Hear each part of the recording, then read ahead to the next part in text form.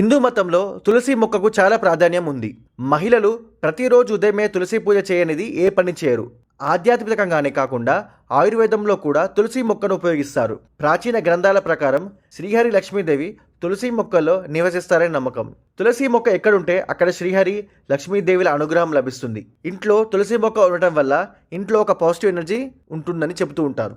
తులసిని మనస్ఫూర్తిగా పూజిస్తే వారి ఇంట్లో పేదరికం రాదు. తులసి ఒక వ్యక్తి పాపాన్ని నాశనం చేస్తుంది. ఒక వ్యక్తికి ఏదైనా చెడు బాధ ఉంటే అతడు క్రమం తప్పకుండా తులసి మొక్కను నీటిలో సమర్పించాలి. ఇలా చేయడం వల్ల మనిషి సమస్యలు తొలగిపోతాయి. ఒక వ్యక్తి ప్రతిరోజు తులసికి నీటిని సమర్పిస్తే అతడి ఇంట్లో నుంచి నెగిటివ్ శక్తి శాశ్వతంగా తొలగిపోతుంది.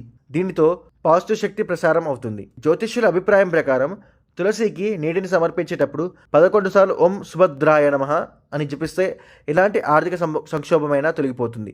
అలాగే లక్ష్మీదేవి ప్రత్యేక అనుగ్రహం వల్ల వారిపై సంపదలు కురుస్తాయి. అయితే ఆదివారం మాత్రం తులసి చెట్టును అస్సలు ముట్టుకోకూడదు.